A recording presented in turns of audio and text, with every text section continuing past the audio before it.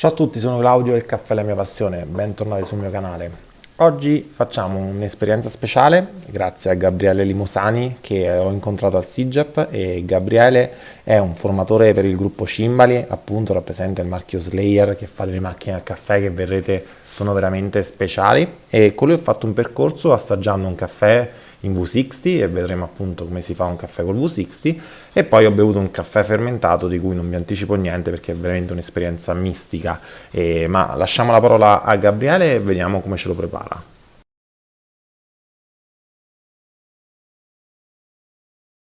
Sì, sto facendo un caffè filtrato, viene chiamato V60. Sì, Perché? Perché utilizzo un cono a 20 gradi, sì, ok? Quindi, cosa succede? È uno dei metodi più antichi, stiamo parlando di circa metà 800 circa.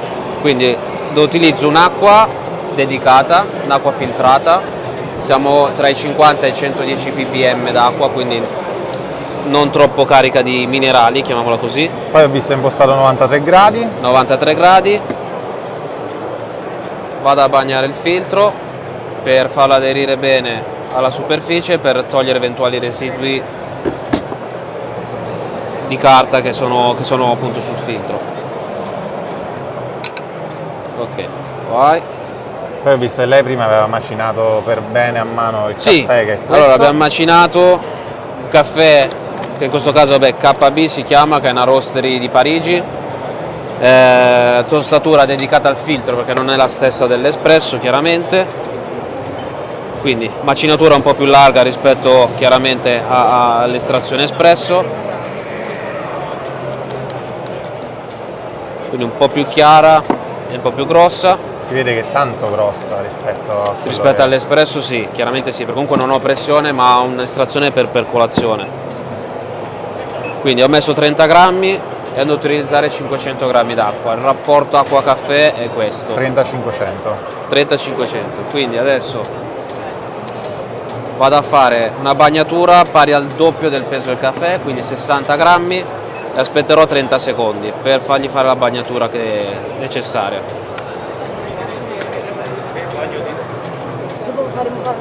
Ecco qua. Grazie. Quindi adesso il caffè sta degasando. Filtro abbandonato. Qui adesso pian piano si sta infondendo, qualcosa già estraggo. Ai 30 secondi andrò a versare 100 grammi d'acqua. L'importante è mantenere comunque il flusso d'acqua che sia costante, movimenti rotatori per creare una turbolenza che mi permette a enfatizzare la mia estrazione. Ecco qua. Questo caffè che hai scelto che caratteristiche ha? Questo è un caffè colombiano, quindi note di vaniglia, caramello, frutta rossa, caffè molto dolce, delicato e pulito allo stesso tempo. Sì. I caffè colombiani comunque sono molto famosi nel mondo caffè, quindi insomma se ne trovano tanti in belli giro. caratterizzati poi, tutti Sì. mediamente buoni. Ecco qua, allora vado a versare altri 100 grammi, movimenti praticamente sempre uguali, flusso d'acqua deve essere costante. Ecco qua. Chiaramente il risultato non sarà come l'espresso, ma sarà una bevanda filtrata, come se fosse una tisana, però è qui dove si va a capire la qualità di un caffè, perché non è impattante come può essere l'espresso, quindi qua vado a segmentare meglio quelli che sono gli aromi del caffè. Eh sì, li lasci comunque tutti perché non hai usato diciamo, la violenza dell'estrazione. Chiaro. Appunto quando si va ad analizzare la qualità del caffè si utilizzano questi metodi. Chi produce caffè in piantagione, chi lo tosta qui per esempio. Ecco qua. Mi sono innamorato anche di questa macchina espresso in realtà. Sì, diciamo, questa è la Slayer Espresso, un marchio americano di Seattle, Washington, che è entrata a far parte del gruppo Cimbali, quindi in realtà italiana da circa 100 anni, anzi oltre 100 anni. E diciamo questa macchina nello specifico estrae il caffè traendo ispirazione da quello che è questa estrazione. Quindi con questa macchina io posso controllare la portata d'acqua come sto facendo in questo caso, posso aumentare il tempo di contatto tra acqua e caffè posso uscire dai canonici 25-30 secondi. Sì, perché giochi con il flusso con quella manopola, no? Sì, con l'attivatore. Ecco qua. Adesso quindi vado a concludere l'amministrazione. Dopo questo, se volete, vi faccio vedere anche di com'è, giusto per darvi un'idea. Ecco qua. Allora, vediamo che nel frattempo che finisce vi faccio vedere anche questa qui. Aspetta, fammi fare un'estrazione. Un attimo solo, ne faccio una. Vai tranquillo. Lì invece c'è un Kenya giusto dentro?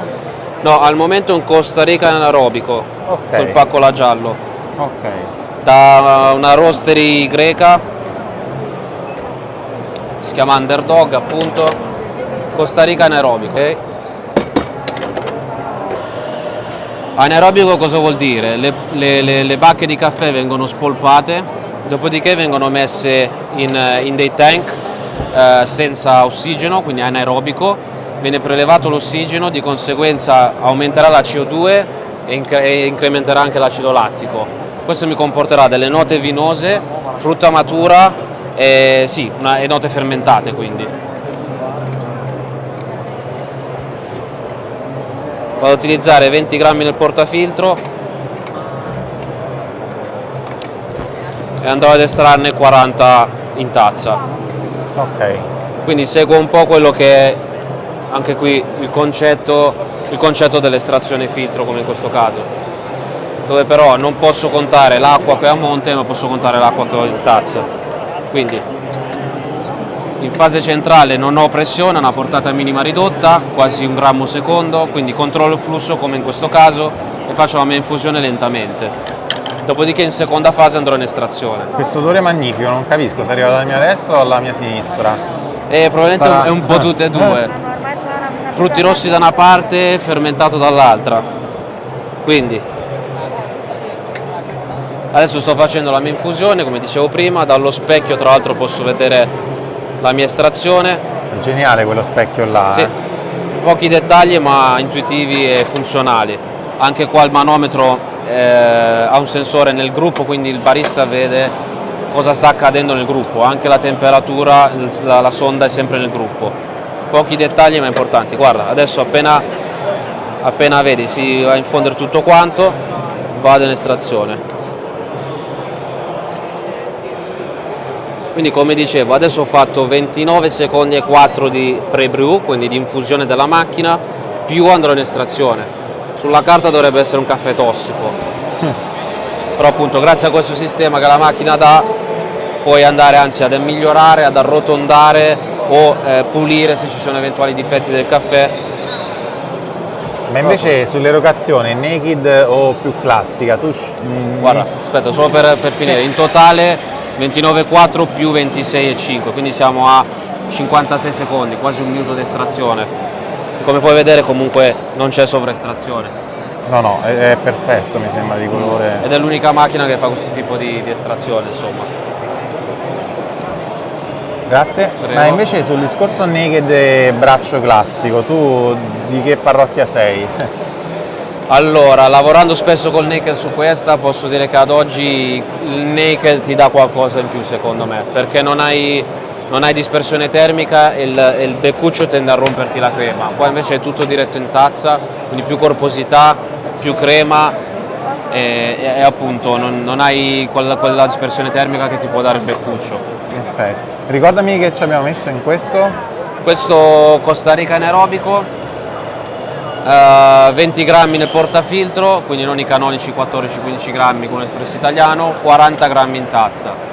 Cioè di solito la regola è di stare sul doppio in tazza rispetto a quello che metto nel portafiltro, che ripeto è un concetto che arriva dal filtro, dove invece ho 1 litro d'acqua per 50-60 grammi. C'è tutto il fermentato, no? Sì, cioè, si riconosce. Sì, questo è molto caratteristico. L'anaerobico spesso e volentieri dà queste caratteristiche. Come dicevo prima, per il processo chimico che avviene in fase di lavorazione incrementa queste cose. Un po' come dire il latte quando diventa yogurt, il concetto è simile. Forse era questo l'odore che sentivo. Probabilmente sì, è molto forte. Però anche questo comunque non è male. Sì, vai pure. Vuoi assaggiare anche questo? Sì, sì, pochissimo, grazie. Ok, prego. Questo comunque anche comunque molto pulito, anche questo qua comunque frutta rossa, fragola, vaniglia. Qua, vuoi uno anche te?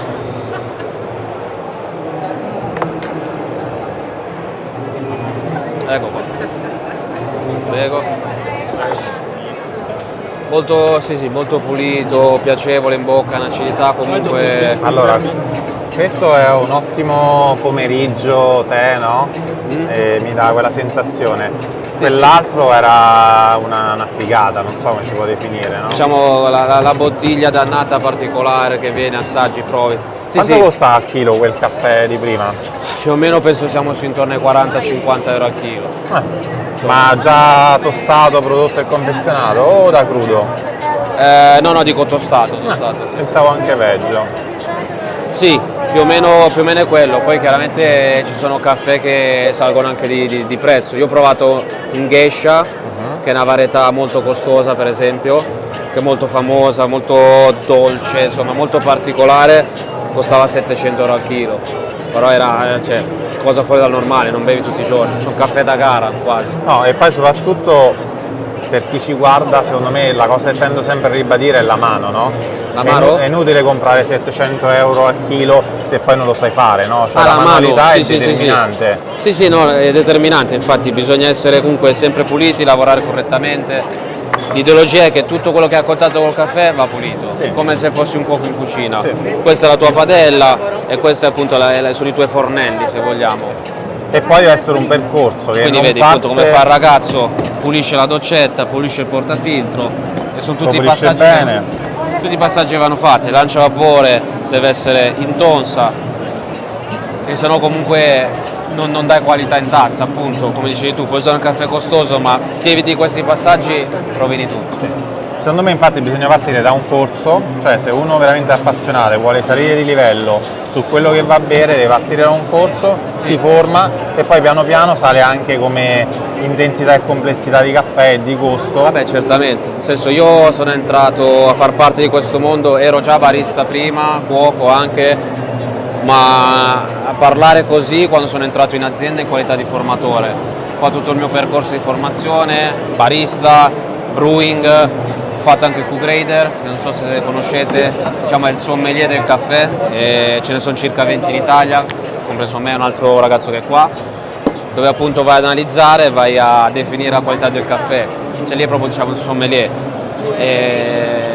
E poi insomma, anche quando mi capita di rispondere a qualche domanda, no, sul mestiere del barista, io torno sempre al discorso formazione. Se ti riesci a formare, ti riesci a qualificare, perché ci sono anche le scuole che appunto ti certificano la preparazione, poi a quel punto hai un curriculum e ti apre tutte le porte, purtroppo magari un po' più all'estero che in Italia, dove queste certificazioni sono riconosciute e apprezzate, però ci arriveremo anche in Italia, insomma. No, quello sicuramente. Io giro tanto, comunque sono referente per Slayer su Europa, un po' Sud America e un po' Asia. Veramente c'ho un livello pazzesco fuori. Io sono stato a novembre per esempio in Corea, dove sono tutti latte artist, per esempio ti fanno questi cappuccini tutti elaborati o comunque prodotti di un certo tipo, estrazioni di un certo tipo, quasi a livello chimico, scientifico. Allora, loro su quello sono imbattibili, latte art credo che... Sì, gli asiatici veramente sono tra i migliori. Adesso l'ultima in carica è un'italiana, tra l'altro, Manuela Fensore, non so se la conosci. No. L'ultimo campionato del mondo di latte art è stata lei, però era lei con 5 asiatici, tra l'altro. Noi ci difendiamo sempre bene, però secondo me... Però è così, se parliamo di numeri là veramente tutti parlano questa lingua, tutti sono partiti da lì. Noi purtroppo per fortuna se vogliamo, abbiamo una cultura centenaria del caffè, dove appunto regole su regole tramandate di padre in figlio, è un determinato tipo di assaggio che ci porta ad assaggiare dei prodotti che spesso e volentieri sono bruciati o comunque amari, che noi pensiamo siano buoni invece. In realtà il prodotto caffè è questo, dovrebbe essere questo.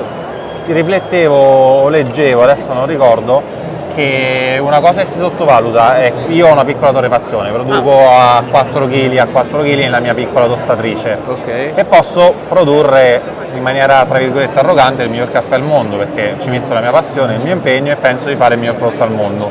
Ma poi la vera ricetta è nelle mani di chi quella trasformazione da appunto chicco a macinato. Diciamo, la filiera del caffè è la più lunga a livello ristorativo. Ci vuole circa un anno praticamente che questi chicchi dalla piantagione arrivano di qua al bar. Quindi sono tutti processi, un processo lungo che comunque ti fa arrivare fino qua. Più c'è chi lo tosta ed è tostato in una certa maniera, e in più il barista diciamo è l'ultimo anello della catena, se vogliamo, che può distruggere tutto. Cioè, noi possiamo mettere la tecnologia migliore determinante, noi possiamo mettere la tecnologia migliore del mondo, chi tosta può mettere il caffè migliore del mondo, ma poi il barista alla fine che è di fronte al cliente deve offrire un prodotto. È il paragone nella fotografia, puoi comprare l'obiettivo e la macchina a 3.000, 6.000 euro. Se il soggetto è brutto lo devi cambiare. Anche, ma se le foto non le sai fare veramente rovini anche il soggetto. Scherzo, sì. No, beh, chiaro, certo. Bene, è stata veramente un'esperienza incredibile, ringrazio Gabriele per avermela fatta provare. Il V60 è un caffè particolare, sembra quasi un tè, ma il caffè fermentato è stato qualcosa di unico e direi quasi scioccante. Ci vediamo sabato prossimo alle 2 come sempre e mi raccomando iscrivetevi al canale e lasciate un like e un commento se questa serie di video vi piacciono. Un saluto da Claudio, ciao!